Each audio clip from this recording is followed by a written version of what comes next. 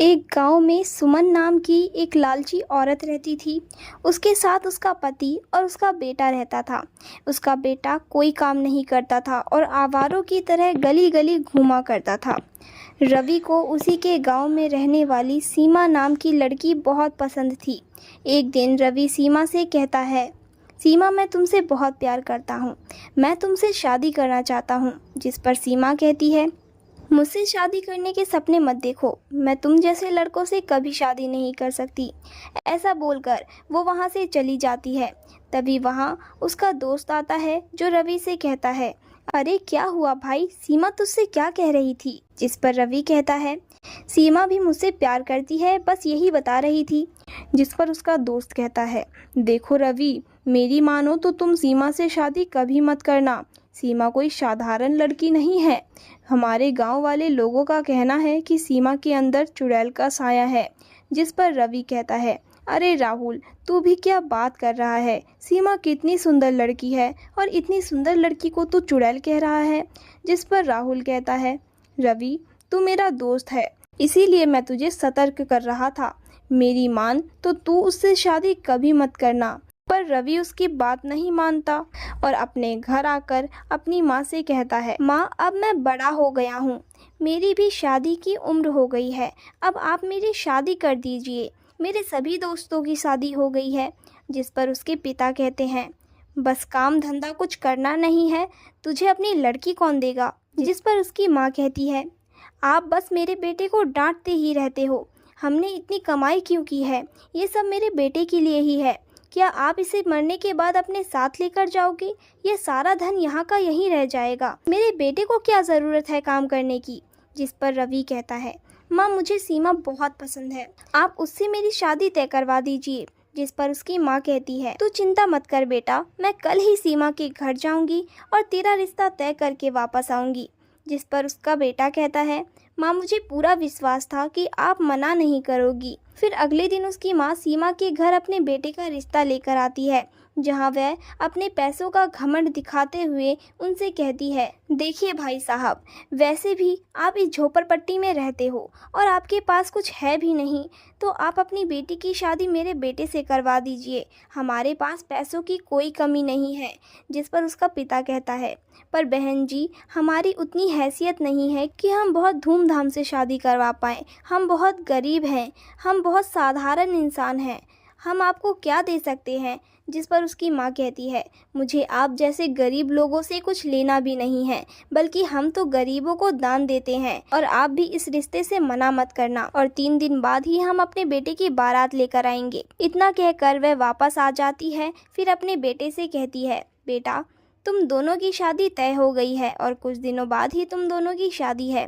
फिर कुछ दिनों बाद सीमा और रवि की शादी हो जाती है और रात को जब सभी सो रहे थे, तभी सीमा अचानक से उठती है और जंगल की तरफ जाने लगती है। उसे जाते हुए राहुल देख लेता है। राहुल को सीमा पर पहले ही शक था, इसीलिए वह उसका पता लगाने के लिए उसका पीछा करने लगता है और चलते चलते सीमा गुफा में पहुंच जाती है और राहुल भी उस गुफा से छुपकर उसे देख रहा था और सीमा अचानक से चुड़ैल बन जाती है। ये देखते ही राहुल काफ़ी डर जाता है। फिर सीमा कहती है, अब मुझे इस दुनिया में राज करने से कोई नहीं रोक सकता। 9 लोगों की बलि देने के बाद सिर्फ एक इंसान बाकी है। जब पूरे 10 इंसानों की बलि मैं दे दूंगी तो मेरे अंदर सारी शक्तियाँ आ जाएगी और मैं इस पूरे दुनिया में राज करूंगी। मेरे अलावा यहाँ कोई नहीं होगा। मैं इन सभी इंसानों को मार डालूंगी। जब राहुल ये सारी बातें सुनता है तो वो डर जाता है और वहाँ से भाग जाता है और रवि के पास आता है और रवि से कहता है, रवि भाई, जल्दी उठो रवि। तभी रवि की आंख खुलती है और राहुल रवि से कहता है, रवि, तुम्हें पता है, सीमा भाभी एक चुड़ैल है। मैंने उन्हें एक गुफा में देखा था, वहाँ वह चुड़ैल के रूप में आ गई थी। तभी रवि कहता है, तुम क्या बात कर रहे हो राहुल? तुम्हारे सर से अभी तक चुड़ैल का भूत नहीं उतरा क्या? तुम्हें पता है तुम क्या बोल रहे हो? जिस पर राहुल कहता है, अच्छा, अगर मैं झूठ बोल रहा हूँ तो तुम्हें पता है अभी सीमा भाभी कहाँ है? तभी अंदर से सीमा आती है और कहती है, क्या हुआ राहुल भैया, आप इस तरह यहाँ क्या कर रहे हो? ये सब देखकर राहुल के होश उड़ जाते हैं और वह अपने घर वापस आ जाता है। फिर अगली सुबह सीमा की सास सीमा से कहती है, अरे सीमा जल्दी उठ, अभी तक तेरी सुबह नहीं हुई क्या? पता नहीं कितनी देर और सोएगी। मैंने सभी नौकरों को छुट्टी दे दी है। अब से कोई नौकर काम पर नहीं आएगा। अब से सारा काम तुझे करना होगा। जल्दी उठ और खाना बना। अपनी सास की आवाज़ सुनकर सीमा को बहुत गुस्सा आता है और वह कहती है, मुझे इसका दिमाग ठिकाने पर लगाना ही होगा। फिर वह बाहर आकर अपनी सास को मारने लगती है और उसकी सास अपने बेटे को बुलाने लगती है, रवि बेटा जल्दी आओ, ये देखो तुम्हारी पत्नी पागल हो गई है, ये मुझे मारे जा रही है। तभी रवि वहां आता है और सीमा से कहता है, सीमा तुम्हें क्या हो गया है? तुम मेरी माँ को इस तरह क्यों मार रही हो? जिस पर सीमा कहती है, इन्हें बोलिए अपने काम से काम मतलब रखने, फालतू का ज्ञान ना देने। जिस पर रवि कहता है, तुम जाओ यहाँ से। फिर रवि अपने दोस्त राहुल के पास जाता है। तभी राहुल कहता है, क्या हुआ रवि, तुम इतने उदास क्यों हो? फिर रवि कहता है, रवि तुम्हें पता है आज सीमा ने तो हद ही कर दी। आज उसने बड़ी अजीब हरकत की, मेरी माँ को मारने लगी। जिस पर राहुल कहता है, अरे रवि मैंने तो तुझे पहले ही कहा था, सीमा कोई साधारण लड़की नहीं है, उसके अंदर चुड़ैल का साया है। जिस पर रवि कहता है, अब तो मुझे भी ऐसा ही लगता है, मुझे भी इसका पता लगाना ही पड़ेगा। जिस पर राहुल कहता है, रवि मैं तुम्हें एक उपाय बताता हूँ जिससे तुम्हें पता चल जाएगा कि सीमा भाभी एक चुड़ैल है। तुम सीमा भाभी के सामने आईना रख देना, जिससे उनका असली रूप तुम्हें दिख जाएगा। फिर राहुल ऐसा ही करता है। सीमा मैं तुम्हारे लिए एक गजरा लाया हूँ, तुम इसे पहन कर दिखाओ। फिर सीमा उस गजरे को लगाकर आईने के सामने आ जाती है। तभी उसका चुड़ैल वाला रूप उसके सामने आ जाता है। तभी सीमा रवि से कहती है, अच्छा हुआ कि तुम्हें मेरी असलियत पता चल गई, क्योंकि आज रात मैं तुम्हारी ही बलि देने वाली थी।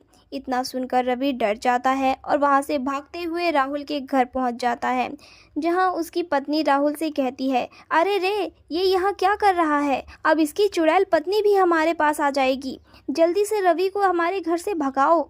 जिस पर राहुल कहता है, अरे रवि तुम्हें क्या हो गया है, तुम इस तरह भाग क्यों रहे हो? जिस पर रवि कहता है, राहुल मैंने अपनी पत्नी का असली रूप देख लिया था और वह मेरी बलि चढ़ाने के लिए मेरा पीछा करते हुए तुम्हारे घर तक आ गई। जिस पर राहुल कहता है, पर अब क्या करेंगे? बस हमें रवि को बाहर निकालना है, इसी के पीछे पीछे इसकी पत्नी आई है, अगर वो अंदर आ गई तो इसके साथ साथ हम भी मारे जाएंगे और घर में तो बच्चे भी हैं, इसे जल्दी से निकालो घर से। जिस पर राहुल कहता है, रवि तुम्हें तो पता है कि मैं अपनी जान की परवाह नहीं करता, पर मेरे घर में मेरे बच्चे हैं, मैं उन्हें कैसे छोड़ दूं? वह चुड़ैल अंदर आ गई तो वह हमें छोड़ेगी नहीं। जिस पर रवि कहता है, ठीक है राहुल तो मैं चलता हूँ। जिस पर राहुल कहता है, रुको रवि तुम अकेले नहीं जाओगे, मैं भी तुम्हारे साथ चलूँगा। जिस पर उसकी पत्नी कहती है, पर आप इसके साथ क्यों जाओगे? जिस पर राहुल कहता है, देखो विमला रवि मेरा दोस्त है और एक दोस्त होने के नाते मैं इसके हर मुसीबत में इसका साथ दूंगा, इसीलिए मुझे इसके साथ जाना ही होगा।